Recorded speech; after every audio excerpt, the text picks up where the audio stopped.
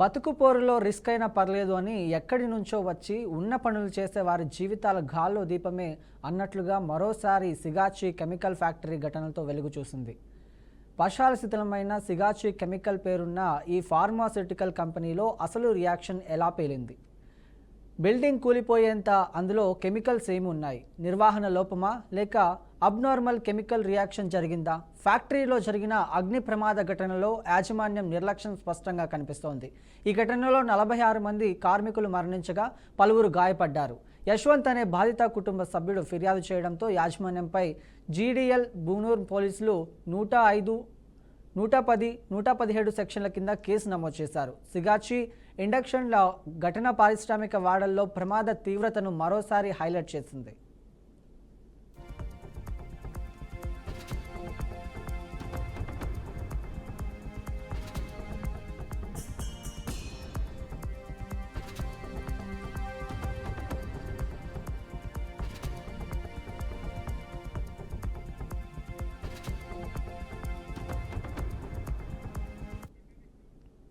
600 పరిశ్రమలు పాషామైలరాయంలో ఉన్న fire station లేకపోవడమా? ఇదొక్క అంశం చాలా అక్కడి పరిశ్రమల యాజమాన్యాల నిర్లక్ష్యం ఎంతుందో చెప్పడానికి. ప్రమాద సమయంలో 11 ఫైర్ ఇంజన్లు సహాయక చర్యల్లో పాల్గొన్నాయి. అయితే ఆ ఫైర్ ఇంజన్లు సమీప ఫైర్ స్టేషన్ల నుంచి తీసుకువచ్చాయని తెలుస్తోంది.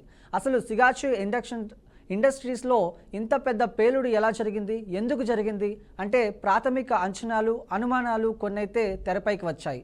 అసలైన విషయం పూర్తి స్థాయి దర్యాప్తు తర్వాతే తేలుతుంది. సాధారణంగా ఇలాంటి పరిశ్రమల్లో రియాక్టర్లు పేలుడు మూల కారణంగా ఉంటాయి. చెప్పాలంటే ఒక కెమికల్ బాంబు చుట్టూ పనిచేస్తున్నట్లు లెక్క, లేకపోతే chemical reaction, technical faults, safety ప్రొఫెసర్లలో లోపాలు, ఇలాంటి ప్రమాదాలు జరుగుతాయి.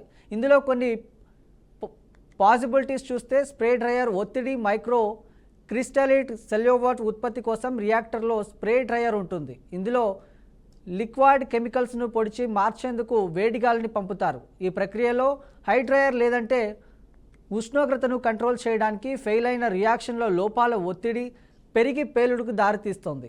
సింపుల్గా అర్థం చేసుకోవాలంటే ప్రెషర్ కుక్కర్లో వాఫ్ పనిచేయకపోవడమే పేలుతుంది కదా, అలాంటిదే ఇక్కడ జరిగింది అని ఉండవచ్చని అనుమానాలు వ్యక్తమవుతున్నాయి.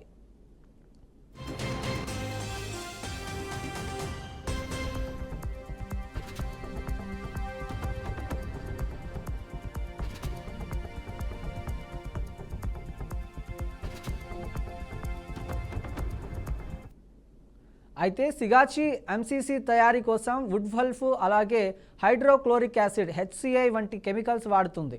ఈ రసాయనాలు సరిగా కంట్రోల్ కాకపోయినా లేదా అనుకోని కెమికల్ రియాక్షన్ జరిగినా వేడి పెరిగి పేలుడుకు కారణమవుతాయి. ఇదొక అనుమానం కూడా వ్యక్తమవుతోంది. మైక్రో క్రిస్టలైన్ సెల్యులోస్ తయారీ సెల్యులోస్ డస్ట్ ప్రొడ్యూసర్ అవుతుంది. ఈ డస్ట్ గాలిలో చెల్లాచెదురుగా ఉంటే అది ఒక స్పార్క్ లేదా అధిక ఉష్ణోగ్రతతో కాంట్రాక్ట్ అయ్యి బ్లాస్ట్ జరిగే అవకాశం ఉందంటున్నారు. ఒక గదిలో సిలిండర్ లీక్ అయి ఒక లైట్ వేయగానే ఎలా బ్లాస్ట్ అవుతుందో ఆ విధంగా ఉంటుంది. రియాక్టర్లోని ఎయిర్ హ్యాండ్లింగ్ యూనిట్ ఏదైనా అడ్డుపడడంతో ప్రమాదం జరిగి ఉండొచ్చని మరో రీజన్. ఈ రియాక్టర్లో అనూహ్య ఒత్తిడి పెరగడానికి దారితీసి ఉండవచ్చు అంటున్నారు. ఇకపోతే హ్యూమర్ ఎర్రర్, రియాక్టర్లో ప్రెషర్ లేదంటే టెంపరేచర్ను అబ్జర్వ్ చేసే సెన్సార్లో ఫెయిల్ అయినా ఉండవచ్చు అంటున్నారు. రియాక్షన్ మెయింటెనెన్స్లో కూడా హ్యూమన్ ఎర్రర్స్ ఉండే ఛాన్స్ కూడా ఉంటుంది.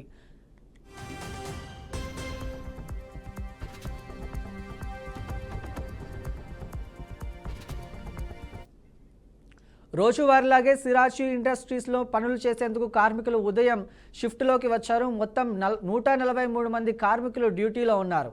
రియాక్టర్ యూనిట్లో 90 మంది కార్మికులు రోజువారీ పనుల్లో బిజీగా ఉన్నారు.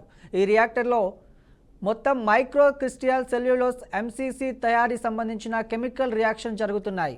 ఏం జరిగిందో ఏమో, ఒక్కసారిగా ఫ్యాక్టరీలోని భారీ రియాక్టర్ పేలింది. మంటలు పెద్ద ఎత్తున ఎగిసిపడ్డాయి. పేలుడు దాటికి బిల్డింగ్ మొత్తమే కూలిపోయింది. రియాక్టర్ దగ్గరున్న కార్మికులైతే 100 మీటర్ల దూరం వరకు ఎగిరిపడ్డారంటే బ్లాస్ట్ తీవ్రత ఎంత ఉందో అర్థం చేసుకోవచ్చు. మొత్తంగా చూసుకుంటే ఫ్యాక్టరీ యాజమాన్యం నిర్లక్ష్యాలు కొట్టొచ్చినట్లు కనిపిస్తున్నాయి. భద్రతా ప్రమాణాలు, రసాయన నిర్వహణ, సాంకేతిక నిర్వహణ, కార్మికుల శిక్షణలో తీవ్ర నిర్లక్ష్యం చూపిందని, ఫైర్ స్టేషన్ లేకపోవడం, డస్ట్ నియంత్రణ వైఫల్యం, ఫ్యాక్టరీ యాక్ట్ ఉల్లంఘన ఇలా ఘటనలు ప్రధాన కారణాలుగా ఉన్నాయి. ఈ అంశాలన్నీ యాజమాన్యం నిర్లక్ష్యాన్ని స్పష్టంగా వెల్లడిస్తున్నాయి.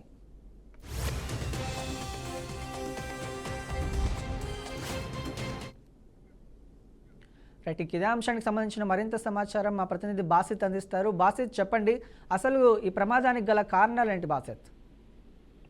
బ్రహ్మం గత 2 రోజుల క్రితం జరిగిన ఈ పాషమైలారంలో జరిగిన సిగాచి పరిశ్రమలో జరిగిన ఈ బ్లాస్ట్ చాలా తీవ్రంగా ఉంది. ప్రస్తుతం అయితే ఆ పరిస్థితులు దాన్ని లెక్క చేయనంత తీవ్రతను గుర్తిస్తున్నాయి. ఈ బ్లాస్ట్ అసలు జరగడానికి కారణాలు ఏంది, అసలు భద్రతా లోపమా, ఈ పరిశ్రమలో ఎలాంటి నిపుణత కలిగిన రసాయన సైంటిస్టులు పనిచేస్తున్నారు, ఆ రసాయనం తయారు చేయడానికి ఎంతమంది సైంటిస్టులు ఉన్నారు, లేకపోతే నైపుణ్యం లేని వారితో ఈ ప్రొడక్ట్ ఉత్పత్తి అవుతుందా అని చెప్పి ప్రశ్నలు ఉత్పన్నమవుతున్నాయి. అదే విధంగా చూస్తే ఈ పరిశ్రమలో ఆ రోజు షిఫ్ట్ లో పనిచేయడానికి 143 మంది కార్మికులు ఉన్నారని చెప్పి తెలుస్తుంది. ఆ కార్మికులతో పాటు సిబ్బంది కూడా ఉన్నారు. ప్రస్తుతం అయితే ఆ సిబ్బంది కౌంట్ ఎంత అనేది కూడా ఎవరు క్లారిటీ ఇవ్వకపోవడంగా ఈ పరిశ్రమలో ఉత్పత్తి అయ్యే వస్తువు అసలు రసాయనం ఏంది, రసాయన పదార్థం ఏంది, ఇదంతా రా మెటీరియల్ అని కూడా ప్రశ్నలు ఉత్పన్నమవుతున్నాయి. ఇదే విధంగా చూస్తే ఈ సిగాచి ఇండస్ట్రీ మరో 2 పరిశ్రమలు ఉన్నట్టు సమాచారం అందుతుంది. ఈ సిగాచి పరిశ్రమ మందుల తయారీలో వాడే ఆ పౌడర్ ను ఉత్పత్తి చేస్తుంది. ఆ ఉత్పత్తి చేసే పౌడర్ అసలు ఈ ఎంసీసీ ద్వారా ఉత్పత్తి అవుతుంది. ఎంసీసీలో ఏదైతే మైక్రో సెల్యులోజ్ ఉంటుందో ఆ మైక్రో సెల్యులోజ్ వేడిని ఎంత వేడిలో దాన్ని హీట్ చేస్తే డ్రైయర్ లో అవుతుంది. ఆ డ్రైయర్ లో వచ్చే ఈ పౌడర్ ఎంత సేపు ఉంచాలి అనే నిపుణత లేకపోవడంతో ఈ బ్లాస్ట్ జరిగినట్టు సమాచారం అందుతుంది.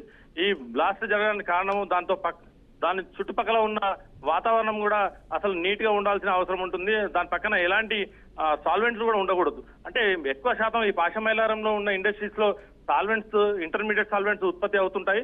ఆ ఇంటర్మీడియట్ సాల్వెంట్స్ కే ఈ పరిశ్రమలు కొనసాగుతున్నాయి. అసలు ఈ పరిశ్రమల్లో భద్రతా లోపమే ఎక్కువ కనిపిస్తుంది. ఈ పరిశ్రమకు కావాల్సిన ఉత్పత్తి చేస్తే దానికి ఎలాంటి భద్రతలు ఉండాలి, దానికి ఎలాంటి ఏరియా అలర్ట్ చేయాలి, అసలు ఈ ఒక రియాక్టర్ ఏర్పాటు చేస్తున్నారంటే ఆ రియాక్టర్ కు మధ్య ఎంత ప్లేస్ ఉండాలనేది అది ఇన్స్పెక్టర్ ఆఫ్ ఫ్యాక్టరీస్ చూసుకోవాల్సిన పరిస్థితి ఉంది.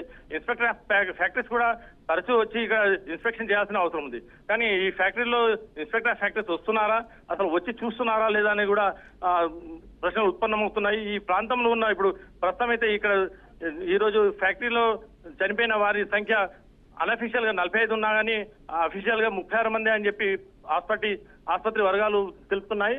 నిన్న జరిగిన 36 మంది పోస్ట్ మార్టం లో 14 మంది ఐడెంటిఫై కాగా 14 మందిలో 10 మంది మృతదేహాలను వాళ్ళ బంధువులకు అప్పచెప్పడం జరిగింది. దాంతో పాటు మరో 4 మృతదేహాలను పక్కన పెట్టారు. ప్రస్తుతం అయితే ఆ మృతదేహాలు అసలు దాన్ని గుర్తించడానికి ఎలా చేయాలని చెప్తే ప్రస్తుతం అయితే 19 మంది శాంపిల్స్ సేకరించడం జరిగింది. దాంతో పాటు ఈ మిగతా డెడ్ బాడీల ఫోరెన్సిక్ ల్యాబ్ వాళ్ళకి పంపించడం జరిగింది. ఈ విధంగా చూస్తుంటే ప్రభుత్వం కూడా దీని మీద చర్యలు తీసుకునే అవకాశం ఉంది. రేపు భవిష్యత్తులో దీన్ని సిగాచి పరిశ్రమలు ఎక్కడ ఉన్నా దాని మీద చర్యలు తీసుకోవాలని చెప్పి డిమాండ్లు పెరుగుతున్నాయి. బ్రహ్మం, అయితే బాసిత్, మృతుల సంఖ్య పెరిగే అవకాశాలు కనిపిస్తున్నాయా బాసిత్? ప్రస్తుతం అయితే ఈ ధృవాస్తుల్లో ఉన్న 9 మందిలో 4 పరిస్థితి విషమంగా ఉంది. విషమంగా ఉన్న పరిస్థితి వాళ్ళు మృతుల సంఖ్య పెరిగే అవకాశం కూడా ఉందన్నట్టు డాక్టర్లు నిర్ధారిస్తున్నారు. ప్రస్తుతం అయితే ఈ ప్రాంతానికి నాయకులు వస్తున్నారు, పోతున్నారు, కానీ ఎవరైతే బాధితులు ఉన్నారో ఆ బాధిత కుటుంబాలకు పూర్తి స్థాయిగా వాళ్ళకు ఎలాంటి అష్యూరెన్స్ దొరకట్లేదని చెప్పి వాళ్ళ బాధితులు వాపోతున్నారు. బ్రహ్మం, అయితే పాషమైలారంలో దాదాపుగా 600 పరిశ్రమలు ఉన్నాయని చెప్తున్నారు, కానీ ఒక్క ఫైర్ స్టేషన్ కూడా లేదని చెప్తున్నారు. ఇది ప్రభుత్వ నిర్లక్ష్యంగా చెప్పొచ్చా బాసిత్? అంటే గతంలో కూడా ఈ పాషమైలారం పారిశ్రామికవాడతో పాటు పటాన్చెరులో ఉన్న ఈ పారిశ్రామికవాడ ఆసియా ఖండంలోనే పేరుగాంచింది. ఈ పరిశ్రమలు చాలా ఉన్నాయి. దాంతో పాటు పాషమైలారంలో ఉన్న 600 పరిశ్రమలు మొత్తం ఓవరాల్ గా చూస్తే ఈ ఉమ్మడి మెదక్ జిల్లాలో 1100 పరిశ్రమలు ఉన్నాయి. కానీ ఎక్కడ ఫైర్ స్టేషన్లు ఉన్నాయి, దానికి ఈ పరిశ్రమలకు ఏదైతే జరిగితే అగ్ని ప్రమాదం ఎన్ని ఫైర్ ఇంజన్లు పనిచేయాలని దాని మీద ఎలాంటి సంఖ్య కూడా చెప్పకుండా ఆ ఫైర్ ఆఫీసర్ ఉన్నారు. ఆ ఫైర్ ఆఫీసర్ కూడా పూర్తి వివరాలు తెలియకుండా ఉండే అవకాశం కూడా ఉంది. ఈ పరిస్థితుల్లో ఫైర్ ఆఫీసర్ కూడా మనకు అందుబాటులో లేకుండా పోవడము. ఈ పటాన్చెరులో ఉన్న ఫైర్ స్టేషన్ లో 2 ఫైర్ ఇంజన్లు ఉన్నాయి. దానికి తగ్గట్టుగా అసలు పరిశ్రమల్లో కూడా కొన్ని పరిశ్రమలు స్వతహాగా ఏర్పాటు చేసుకున్న 3 ఫైర్ ఇంజన్లు. ఈ 3 ఫైర్ ఇంజన్ తోని ఇంత పెద్ద ప్రమాదం జరిగితే అసలు ఎక్కడి నుంచి వచ్చిన ఫైర్ ఇంజన్లు దాన్ని మంటలు ఆర్పే అవకాశాలు ఉంటాయని చెప్పి కూడా వాళ్ళు లెక్కలు వేసుకుంటున్నారు. ప్రస్తుతం అయితే ఈ ఫైర్ ఇంజన్లు ఈ ఫైర్ స్టేషన్ లో ఉండాల్సిన మొత్తం పరికరాలు అసలు ఎలాంటి ఫైర్ అయితే ఎలాంటి రసాయనాలు వాడాలి, ఆ ఫైర్ ను అదుపు చేసేందుకు ఉన్న ఏర్పాట్లు లేకుండా పోవడం వల్లనే ఈ భద్రతా లోపం వల్లనే ఇలాంటి ఘటనలు చోటు చేసుకున్నాయని చెప్పొచ్చు బ్రహ్మం. అయితే బాసిత్ పలు సెక్షన్ల కింద పోలీసులు యాజమాన్యంపై కేసు నమోదు చేయడం జరిగింది కదా, మరి వాళ్ళని అరెస్ట్ చేశారా బాసిత్? ప్రస్తుతం అయితే పోలీస్ స్టేషన్ లో ఆ రోజు రాత్రే ఎఫ్ఐఆర్ జరగడం జరిగింది. బీడీఎల్ పోలీసులు ఒక బాధితుని ఫిర్యాదు మేరకు పోలీసులు కేసు నమోదు చేశారు. ఆ కేసు నమోదు చేసినా కానీ అప్పటి నుంచి బ్లాస్ట్ అయిన రోజు నుంచి ఈ రోజు వరకు యాజమాన్యం ఎక్కడ అసలు అందుబాటులో లేదు. ఎవరిని కాంటాక్ట్ చేసినా అని ఎవరు అందుబాటులో లేకుండా పోవడం జరిగింది. ఆ యాజమాన్యాన్ని ఎప్పుడు అరెస్ట్ చేస్తారు, అసలు యాజమాన్యాన్ని అరెస్ట్ చేసే అవకాశం ఉందా అని చెప్పి కూడా ప్రశ్నలు వెలువెత్తుతున్నాయి Brahmam. Right, thank you Basit.